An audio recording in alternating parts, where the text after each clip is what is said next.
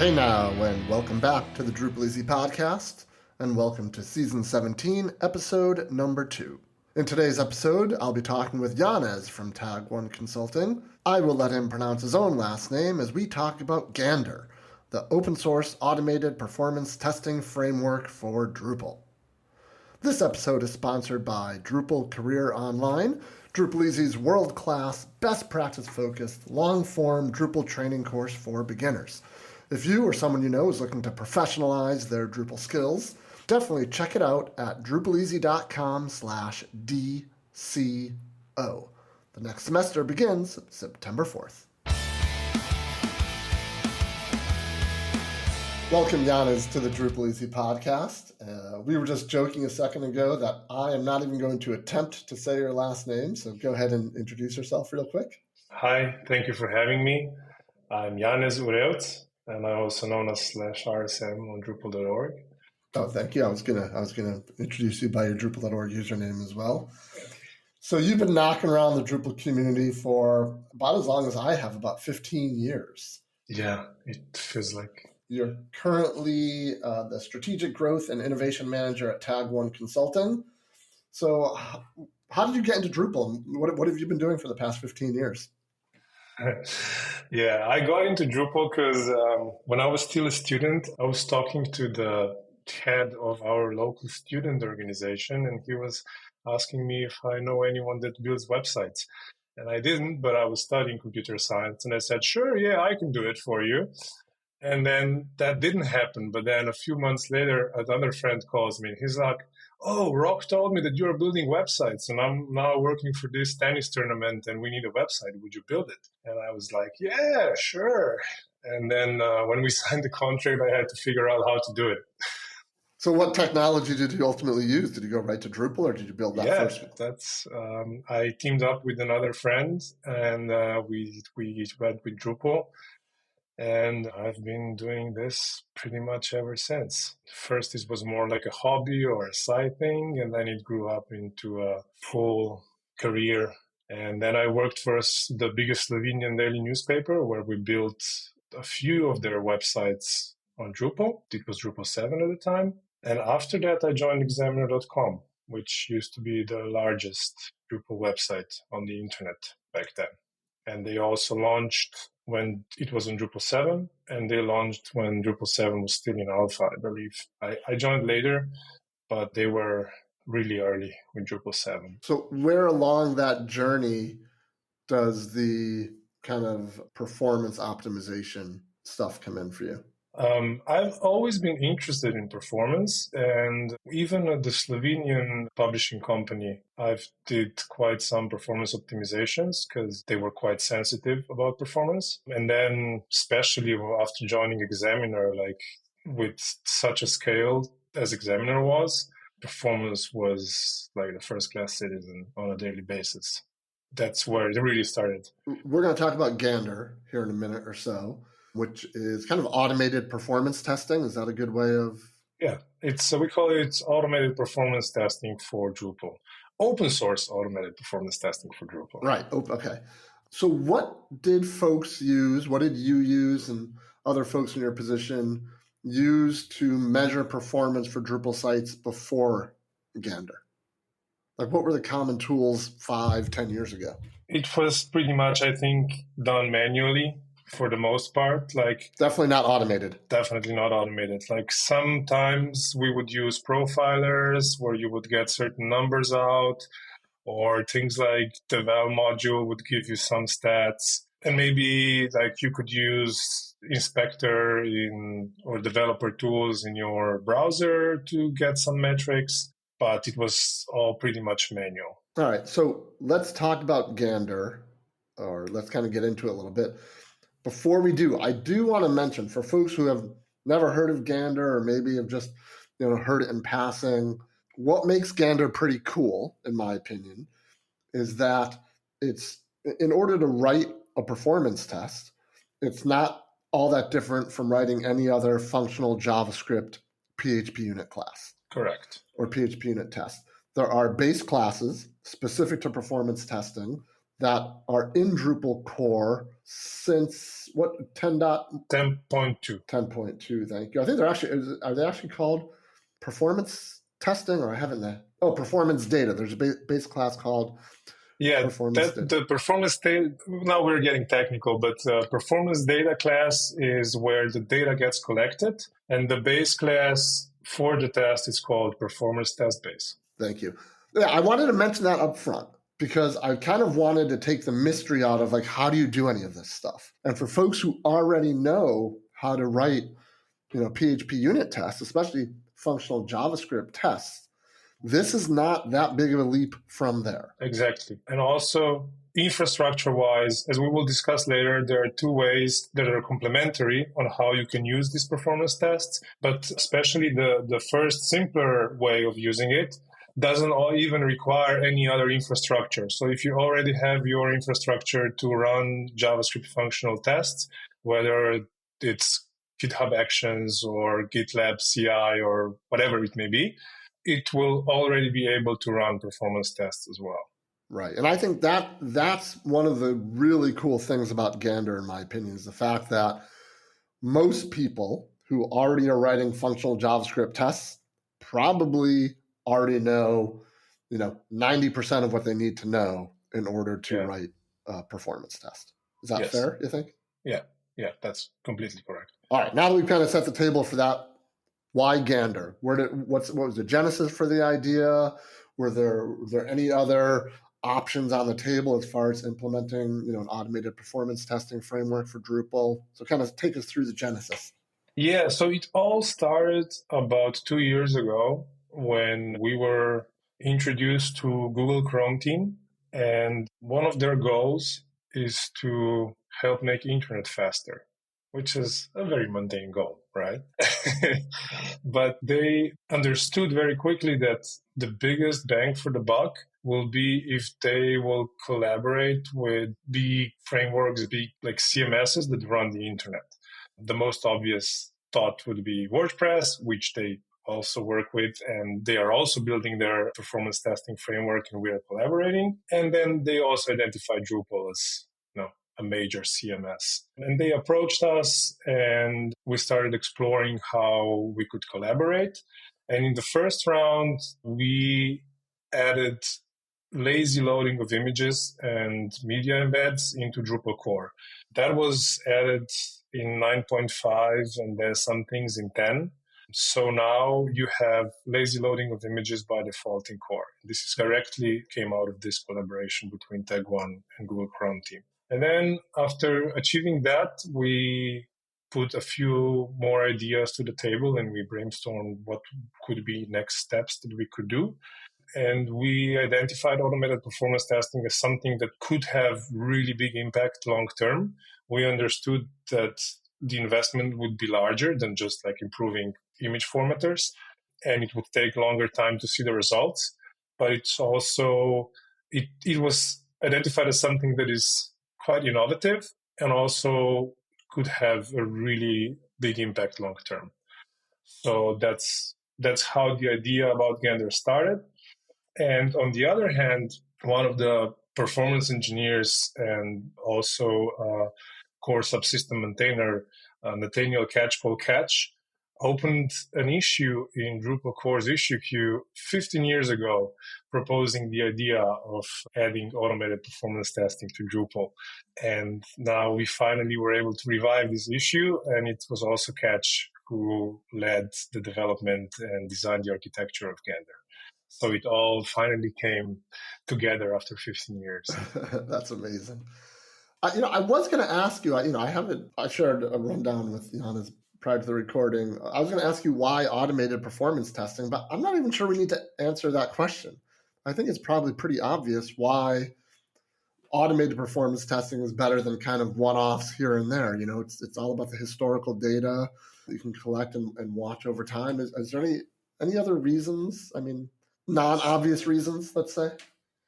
It also brings standardization to the table. Performance testing is first, before Gander, it was done just occasionally, but every tester was using some other way of testing, like some slightly different steps slightly different configuration, whatever it may be. So the results were never really reliable. And now we have standardized tests that always run with the same environment, and this brings reliable results to the table. Apples to apples, oranges to oranges Exactly, type yeah. situation. And I like to say we introduced automated testing to Drupal. I don't even remember how long ago, but it's probably way more than a decade now, I think. Imagine developing Drupal without automated tests in 2024. It would be a different product. Yeah. And I think that we will come to a similar point with automated testing, especially because we already have a testing culture in the community. All right, so let's take a step back. I'm just thinking about something here. So if these base classes are already in Drupal core and they've been there for quite some time, what is Gander in that case? And like what actually physically is, not physically, but file-wise or tool-wise, when someone says we're using Gander, I mean, that's more than just the base classes, correct? Yes. Obviously, base classes are a very important part of Gander. But then later, when we will be discussing about two ways of using Gander, the more advanced way is to regularly run tests, collect data, and then send this data to a dashboard where you can create graphs and compare different branches and over time. And this ideally would let you spot any anomalies. Like if you committed something that really slowed down a part that is being tested, you should see it on the graph. And to do that side of things, we use OpenTelemetry, and then you could wire any dashboard that speaks to OpenTelemetry into this picture. We are using Grafana, and we at Tag1 are also hosting Grafana for Drupal core, which is at grafana.tag1.io. I'll have that link in the show notes for everybody as well. So part of Gander is also like default configuration for Grafana, default graph configurations. All that is open source. All that is on GitHub. So if you want to start running tests and doing this longer term monitoring, you can use the configuration that is already provided as a starting point, or just use it as is. Then Gander is also, we have an DDev add-on that lets you spin the environment to do this with Grafana and everything locally.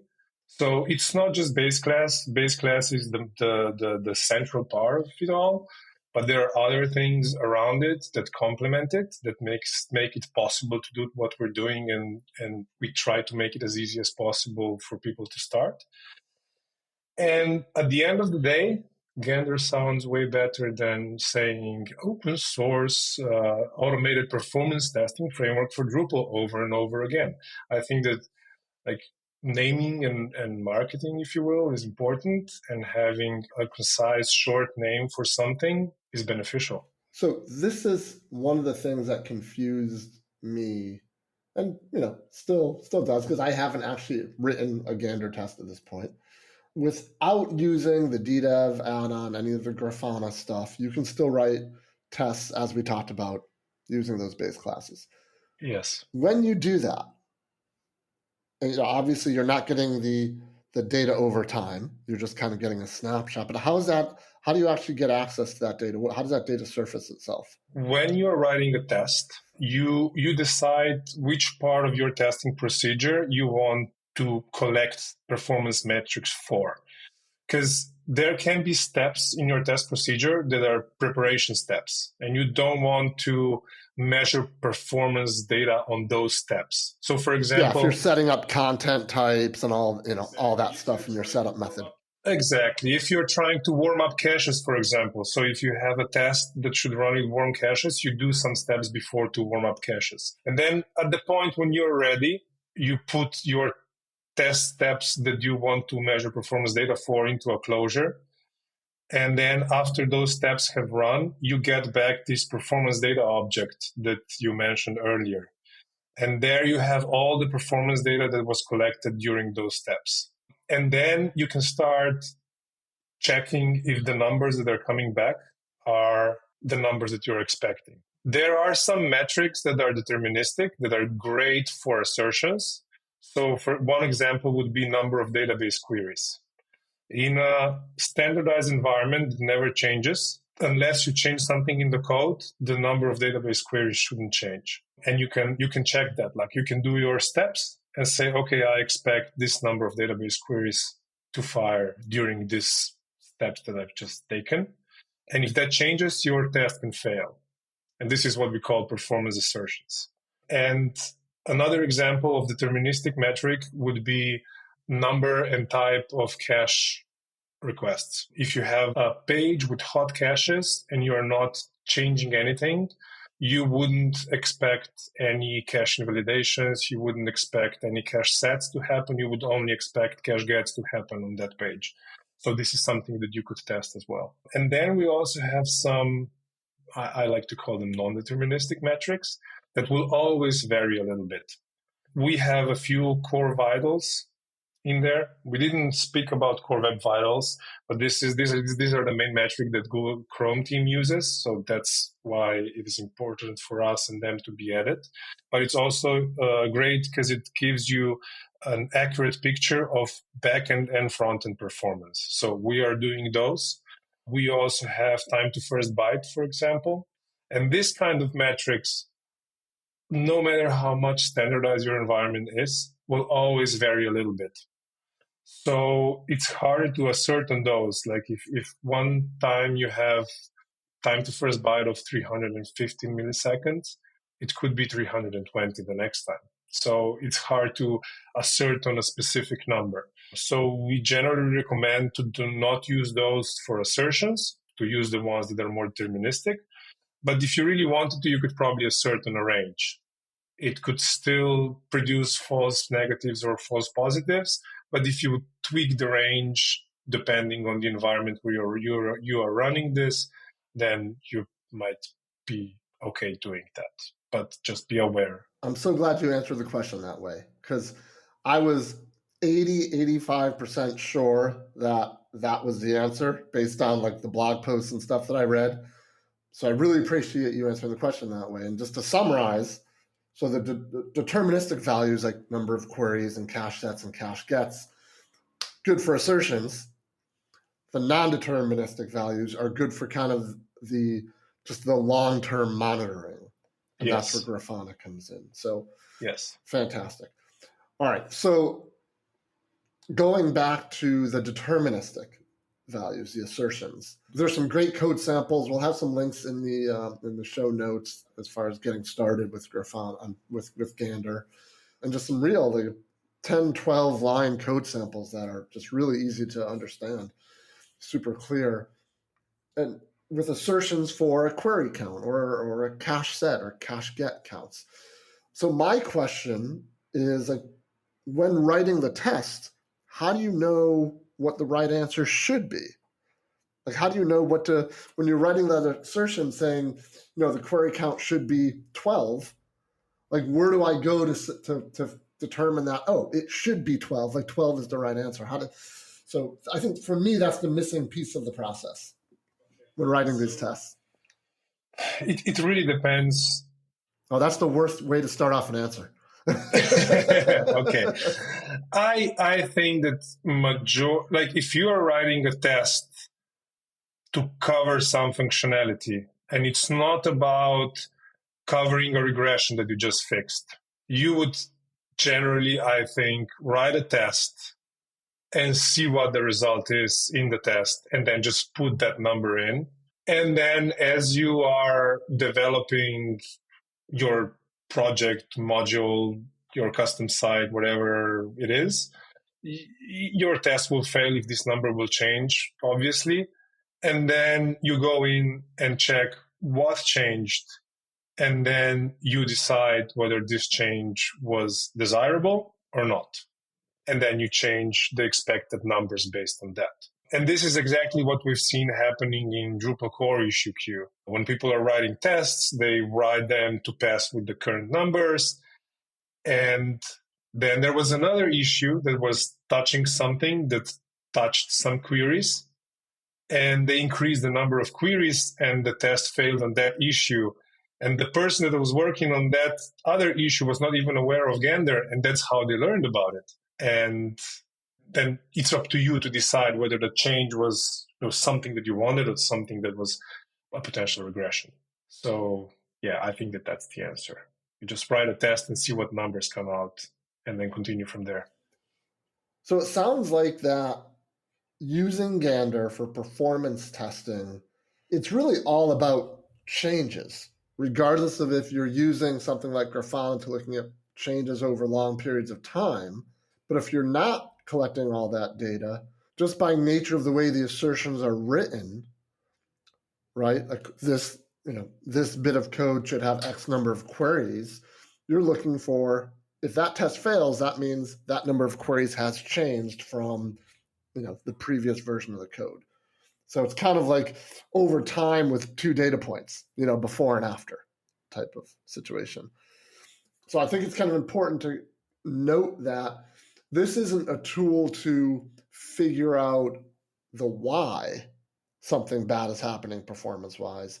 It's just more of a tool to recognize, hey, something has changed and it's probably not good. Is that a good way of looking at it? Yeah, I would agree with that. It definitely won't tell you what is wrong. Right. It's not going to tell you that you've got some block that has a max age of 0 or something. That's. Yeah. Like, of course, no, it won't point you to that specific block. Right. But if you are testing the page where this block appears, and then like having this block at max age 0 would probably change something in the queries that are being run or in the cache requests that are being issued. So then you would see that something off is going on. And to your point, we at Tag One also do a lot of projects called performance audits, where clients that have performance issues come to us and ask us to look into why the performance problems are happening and to provide recommendations. And we see the same type of problems almost on every audit that we do. And the 2 biggest ones are cache misuse and views misuse. And I've been banging my head to the wall for the last 2+ years. And I was trying to come up with a solution to fix that, because if something is appearing over and over again, then it's probably a systemic problem. And nothing has been done on that front yet, but I was thinking like maybe we could have default or like helper tests for Gander that would just make sure that on a page with hot caches, you are not doing anything like you mentioned, having a max age 0 or, doing invalidations on every page load or something like that. But then again, people would need to know that this is a problem and they would need to use it, this like test that we could provide. And it could be very simple. Like it could be a test where you just provide a list of pages and then test figures out how to make the caches hot and check for these things. I think it would be possible to do it generally with not a lot of setup for the end user, but you would still need to know that it exists and to be actively using it to benefit from it. It's not, because I was even thinking like maybe there is better understanding of cache system, and I was thinking about doing like a course about it or a series of videos trying to teach people how caching works in Drupal 8, 9, 10. But it's not that these resources are not out there. There are plenty of blog posts, plenty of sessions from DrupalCons that are recorded where this all is explained. So I'm not really sure how to approach this to really make an impact. I almost appreciate the segue, because I do, as part of our long form module development course, I spend 2 to 3 weeks on caching towards the end of the course. And it turns out to be not only difficult to learn, but also difficult to teach. And from what I see, what happens more often than not is you learn a little bit about caching, enough to be dangerous, so to speak, and then you're working on a project and there is a performance issue that's related to caching. And again, in my experience, I see most of the time the solution is not as nuanced as it should be. The solution is that thing's the problem. We got to cache the heck out of that thing. And then it's, either it's over cached or caching is completely turned off, right? It's almost binary at that point rather than, a more nuanced approach to set that caching somewhere with cache tags somewhere intelligently where the data stays fresh, but it still has some level of caching. It's not, it is not an easy thing to teach or learn. I'm kind of at the point where I catch myself saying a lot of this comes down to experience, right? I can teach you the tools, the concepts, how to turn the levers and dials, but you have to have some experience of turning those levers and dials to really get a feel for it. And also thirst for knowledge. I think that in our industry, it's really important to be constantly learning. And this is one of those things where this becomes really important. So if you are working on your project yourself, then this is very important. If you're looking for service providers that will build something for you, then it's really important to find people that really understand what they're doing. Because if a lot of these problems can be below the radar for a very long time. And if performance is neglected long enough, it becomes so intertwined into the project that it becomes really hard to fix. Or it could just be written off as our server's slow, right? Yeah. As opposed, But if the server is slow, then you can solve this by throwing more muscle at the side. Well, I'm not saying that's always accurate, though. Yeah. Yeah. Because a lot of these performance problems that are really impactful are not linear type of problems, are exponential. And with this kind of problems, you won't solve it by throwing more hardware at it. Right. All right. I want to take a step sideways, maybe. I want to go back to the long-term kind of data collection, seeing the trends over time, Grafana and the other tools. So for someone to take advantage of that, that's going to require a server with the right software that the performance tests are actually sending data to, and that data is stored. So that's where an additional cost is going to come in, or you could self-host it somewhere, or as you mentioned, there's a DDEV add-on, so you can kind of see that on your local on DDEV where it's useful but not that useful. So what's the process? Is that to me that seems like that's a sysadmin-y type of situation where we need someone who knows how to set up servers, get software installed, and then we just point the tests to that server, or how does that work? Yeah, exactly. That's completely accurate. Okay. Wow, that's amazing. I got that right. Any part of that. Any performance test that you use for assertions, you can also pick as a test that you will be collecting data and sending to the dashboard. Is that like a flag in the test or something? It's really not. Like when you run the tests, you have an environment variable with the endpoint where the data should be sent to. And this is the only difference. Like if you run PHP unit without that environment variable, it will only run tests. If you add this environment variable, it will send the data. And then usually you could either just run a single test or you have a special group of tests, and then with PHP unit, you just run that group, and this is the group that is collecting data and sending it to a dashboard. And from there on, you need an open telemetry endpoint that receives the data, and then you can send it anywhere from there. But in the most standard way, you have a tempo for traces and Prometheus for metrics, which is then all displayed in Grafana. And you have to set up, as you said, it's more like a sysadmin kind of thing. You have to set up all these services to do what they're doing so that your graphs appear wherever you're hosting this. You can self-host it because these are all open source projects, which is, it is some cost, it is some work involved. Grafana also offers Grafana Cloud, which has a free tier. To be honest, we never really tried to set it up, but I spent some time researching how it works, and I think that it should be the limitations that they have in terms of amount of data should be fine for most of our use cases, because Grafana is primarily meant to do instrumentation of your live servers, and there you usually collect quite a lot of data.